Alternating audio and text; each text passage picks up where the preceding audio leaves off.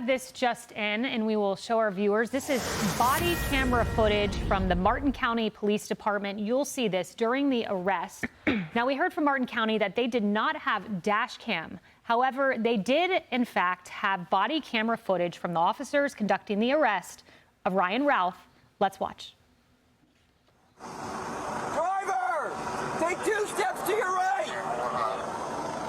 Take 2 steps to your right. Come back. Driver, walk straight back.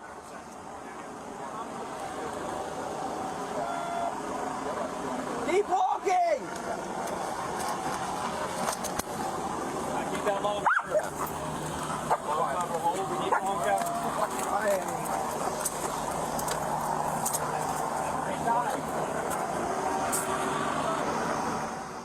Now, you saw there the suspect had his shirt over his head, Paul.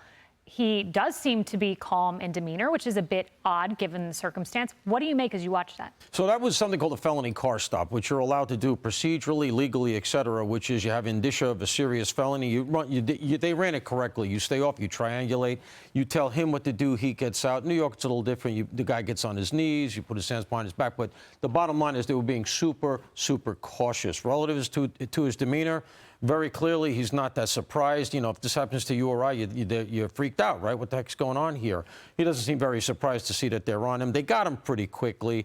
And I do think, just to close the loop, you know, go out on a limb here a little bit, I do think at some point this guy's going to start to talk, because that's why people like this do this kind of thing. This is how they talk to the world. So may wait till a trial, and he'll make it a show trial, but at some point we'll start to hear him chirping up. Yeah, Harrison, it was during your hour when we heard from the Martin County Sheriff, and he said there were no helicopters in the air. They were able to detain this individual via car, but it was 40 miles, more than 40 miles from where this happened. It's really a miracle. There was a bystander that got the license plate, and then this.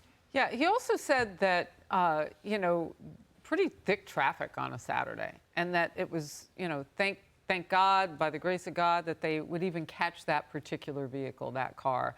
And he wanted to give all credit to those road cops who were on the ground going to get him. You know, the drones, the helicopters, those are also another thing that I've often wondered about. When do those get deployed? Would they have gotten deployed near the house, near the golf course? Would they be deployed with the search, that sort of thing? There are a lot of questions. We have a lot of technology. All we ever talk about is, you know, the energy-sucking artificial intelligence and how it's going to ruin everybody's lives. Are there ways that we're not using it right now? Face recognition for moving vehicles, that sort of thing. These guys were heroes to catch him. They were out on mile 110, I think is what Sheriff Snyder said of Martin County. But could we be aided by some of that technology that we say we're so afraid of? We better game everything we have. Emily, and you wonder about the psychological profile of someone like this. He's calm at a moment when most people would be frantic. He's laughing in court today with his lawyer. Seems to be almost jovial from what is being reported. You know, we need to understand where someone just breaks and can act this calm in a situation like this. Well, at a minimum, he has inappropriate affect, obviously. We know that he was known over 100 times, 100 incidents in the North Carolina county that he resided in for quite some time. I'm exhausted by saying he was known to law enforcement, and I know Americans are too. And certainly in this specific situation with a second assassination attempt on a former president's life. And I wonder, Paul, just tactically, without giving away trade secrets, but talk to us about the fact that law enforcement knew AK-47 was in that vehicle, and yet I noted that one SWAT guy's gun wasn't pointed out. Talk to us about how that played out there. Well, I mean, it's hard to see who's where here in that video, so I don't know. So he may already know that the guy is secure. Generally, you get him out of the car, you walk him backwards, and you make him face away from you so you can't see what he's doing. He can't see what you're doing. Right. He goes on his knees, hands behind his back, then you approach from two sides like this. The whole point of it is that you see everything, he sees nothing. So it's hard to tell from that video, but somebody, I can guarantee you, in light of what had happened and what they found at the scene, was trained on him in case he had some tricks up his sleeve. And then, of course, they got to clear the car. Yes. So. And Martha, I mean, he has his shirt over his head. I'm not sure what he was trying to do in that moment. It all is quite odd. Yeah, well, he failed in his mission, but he was still smiling. He seems to like the attention that he's getting, and he has been trying to get attention for years. I just want to point out one other thing about where he was. You know, when they say 300 to 500 yards away from the president, but he was waiting for the president to get right in front of him. That's why his camera was lodged in that fence, because the advance man went a hole ahead.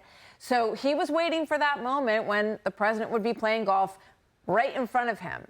So this was a very, very particular plan. This guy's been working on this for a long time. Who knows? He may have been lying in those bushes weekend after weekend. And yesterday he got lucky. And thankfully, President Trump got lucky again, too. You know, Emily, and one thing Martha said is really important, that he wanted attention.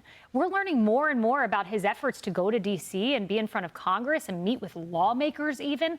He's not talking now, but to Paul's point earlier, it doesn't mean he's not going to talk in the future. This guy clearly wants attention, notoriety. And in the past, he had made very public comments over and over again about, for example, the situation in Ukraine. I note that the most frightening people often are those that have nothing to lose. And this individual strikes me as exactly that. He had his mission, he had his purpose. It was his self-defined mission and purpose. But at the end of the day, he didn't have a family that he was coming home to. He didn't have assets. He has nothing to lose. And that is what makes him so dangerous, because he's willing to risk it all. He reportedly has children, though. And again, we're just collecting all of these details. In the home, that is absolutely right. Yeah. You know, I just wanted to point this out. If, in fact, he had a list of lawmakers that he met on Capitol Hill, we got to regame how we protect all of our lawmakers now. Yeah. I mean, if this guy was having any kind of a meeting more than once or twice with some lawmakers on Capitol Hill and nothing about him flagged, like that one reporter this morning, we've got Newsweek who's interviewed him, people who were kind of red flagged by, well, he was weird and he was, you know, some things about him that maybe would want to make you question, particularly if he's sitting next to an elected leader. So I just want to know, how deep did it get on Capitol Hill that he was around people who were elected leaders? And did anybody just raise their hand and say red flag with this guy? Because I think we've got to regame that whole, have access to everybody. It's tough. He was a lone gunman from North Carolina and Hawaii. And gosh, can you imagine if it was an Iranian asset or someone sophisticated? All right, more Outnumbered next.